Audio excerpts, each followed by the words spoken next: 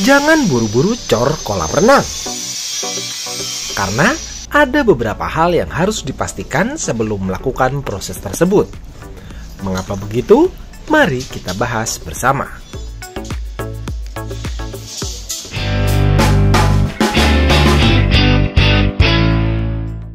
Mungkin ada dari Anda yang sudah menyaksikan video kami sebelumnya yang membahas tentang awal proses pembuatan kolam renang yang sedang kami lakukan di salah satu klaster perumahan Kota Wisata Bogor, Jawa Barat. Sedikit mengulang saja, kolam renang pribadi dengan sirkulasi skimmer yang sedang dalam proses pembuatan ini nantinya akan memiliki ukuran 3 x 8,5 meter dengan bentuk yang menyesuaikan lahan yang ada. Desain seperti ini biasa juga disebut dengan freeform design.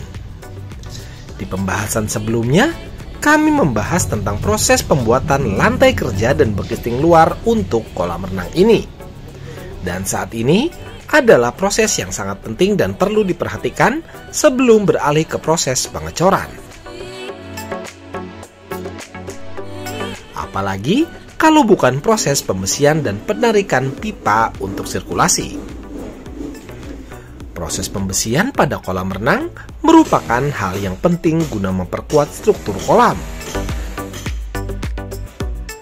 Kami dari di Multipool memiliki standar tersendiri dalam proses kali ini. Setidaknya akan ada 4 rancangan pembesian yang wajib kami sertakan untuk pembuatan kolam renang yang langsung menempel dengan tanah. Antara lain seperti rancangan slough, rancangan kolom, rancangan cakar ayam atau tapak, dan juga rancangan besi lantai serta besi dinding. Untuk besi slough dan cakar ayam, kami selalu mempersiapkan tempat untuk meletakkan rancangan besinya. Tempat ini dipersiapkan dari awal saat proses penggalian agar tidak memangkas ukuran bersih dari hasil akhir kolam renang yang dibuat. Untuk penggunaan ukuran dan tipe besi pun, kami menyesuaikan dengan ukuran kolam renang yang dibuat. Untuk kolam renang pribadi seperti ini, kami menggunakan 2 tipe besi, baik polos ataupun tipe ulir. Sedangkan untuk ukuran besinya berada di range 8 mm sampai dengan 13 mm. Tergantung dari fungsi dan struktur yang akan dibuat.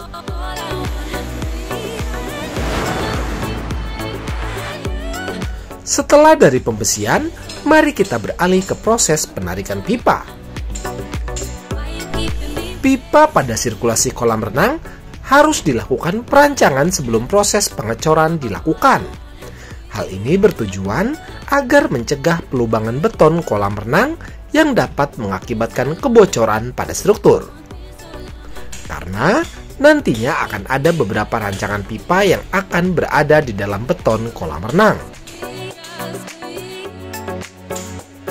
Contohnya seperti kolam renang ini yang sudah dilakukan penarikan beberapa jalur pipa. Sebelumnya, mari kita bahas sedikit tentang sirkulasi kolam renang.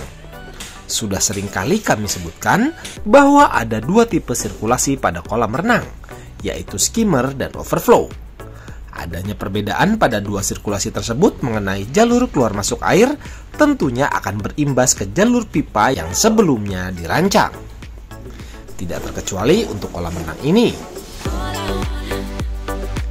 Di awal video, kami sudah menyebutkan bahwa kolam renang akan menggunakan sistem sirkulasi skimmer, di mana akan ada beberapa jalur pipa yang harus dirancang agar sirkulasi pada kolam renang berjalan dengan semestinya, sehingga nantinya dapat menghasilkan air yang berkualitas. Untuk rancangan pipa yang wajib dibuat pada kolam renang skimmer, antara lain adalah jalur inlet, jalur main drain, jalur skimmer, dan juga jalur pipa kontrol level air.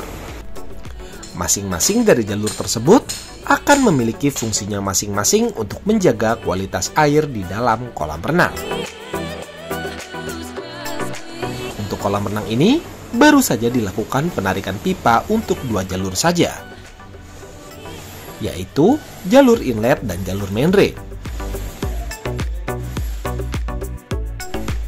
Main drain merupakan jalur hisap air yang terdapat di dasar kolam renang.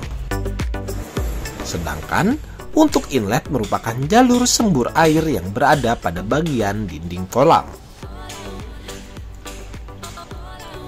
Sedikit tips dari kami, pada kolam renang dengan sirkulasi skimmer, untuk peletakan inlet harus dirancang berseberangan dengan posisi skimmer box.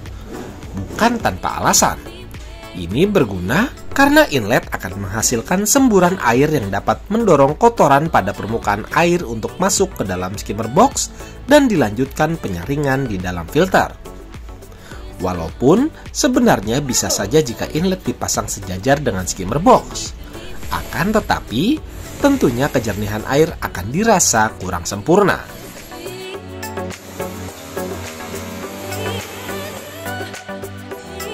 Dari awal proses penggalian sampai dengan proses seperti ini, kira-kira sudah memakan waktu sekitar 3 minggu pengerjaan.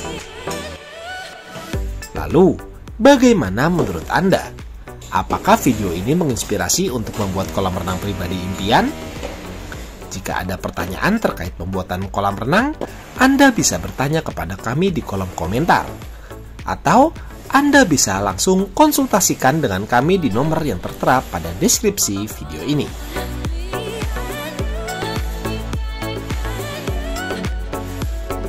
Terima kasih telah menyaksikan video kami. Jangan lupa untuk bantu support kami dengan cara klik tombol like, subscribe, dan tekan tombol loncengnya, serta bagikan video ini agar channel ini dapat terus berkembang dan dapat terus membagikan manfaat untuk Anda semua. Sampai bertemu di video kami berikutnya dalam The Multipool Channel. Sampai jumpa.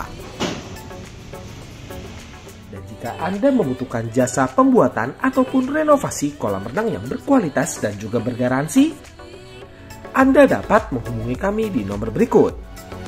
Atau Anda dapat menghubungi kami di kontak yang terdapat pada deskripsi video di bawah.